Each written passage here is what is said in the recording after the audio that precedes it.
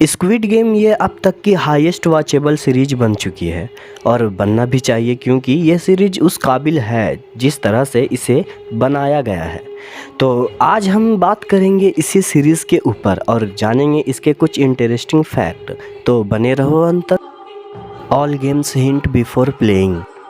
शुरुआती एपिसोड में हमने देखा कि एक भी प्लेयर को नहीं पता था कि गेम क्या होने वाला है, पर एपिसोड के आखिर में लास्ट 3 प्लेयर्स जब इस सीन में वापसी करते हैं तब वहाँ उन सारे गेम्स की हिंट होती है और एक पेंटिंग के ज़रिए उन्हें पता चलना चाहिए था। लेकिन सारे प्लेयर्स अगर अपना दिमाग यूज़ करते तो वो जान सकते थे। फोरशैडो का मतलब है कि कहानी के आगे जब प्लेयर्स मरते हैं तो उनका कनेक्शन पहले सीन से कुछ ना कुछ होता है। आप इस लड़की को एक सीन में एक इंसान के गले पर चाकू रखकर उसे धमकाते हुए सुना होगा, लेकिन आखिर में उसकी मौत उसी तरह से होती है।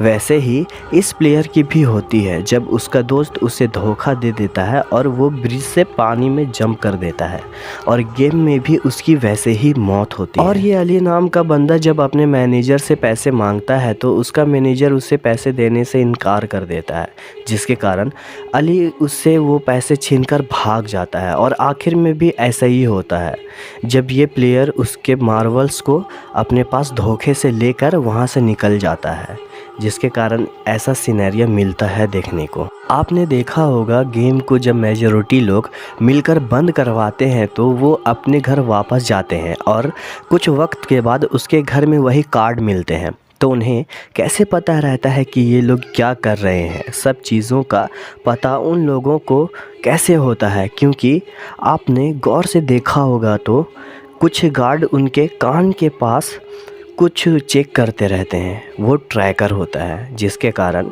उन्हें पल पल का खबर होता है। रेलवे स्टेशन के पास जो बंदा ये गेम खेलने को कहता है, आप लोग तो इसे पहचान ही गए होंगे क्योंकि ये शख्स ट्रेन टू बुसान में भी था। लेकिन अभी ऐसी थ्योरी चली आ रही है कि कुछ लोग कह भी रहे हैं कि अगर ये बंदा रेड वाले कार्ड को चुनता तो वो गार्ड बनता और जो ब्लू कार्ड चुनता वो प्लेयर्स के गिनती में आता। और प्रॉब्लम की बात ये है कि 456 प्लेयर्स में से सारे लोग ब्लू कार्ड को ही चुनते हैं, ना कि रेड को, जो कि दर्शाता है कि red is danger and blue is good. ये कोई नहीं एज्यूम कर पा रहा होता है कि आगे क्या होने वाला है।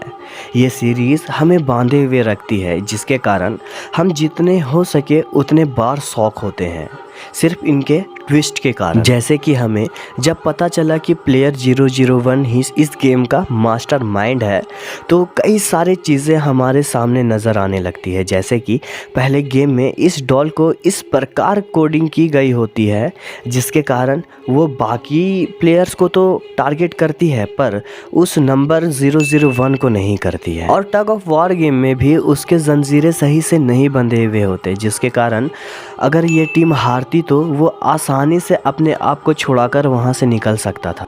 बट मेजर चीज़ें ये थी कि जब इस सीन में ये बंदा अपने पैंट में ही हल्का हो जाता है तो उसके सामने एक बॉटल होता है और वो बॉटल उस लड़की ने दी होती है और ये बुढ़ा वो पानी अपने पैंट में गिरा देता है, ना ही कि वो उसमें हल्का होता है। तो आज के लिए बस इतना ही। अगर ये सीरीज़ तुम्हें अच्छी लगी तो कमेंट में बताओ, मैं और भी इसे खंगालूँगा और आपको बताऊँगा।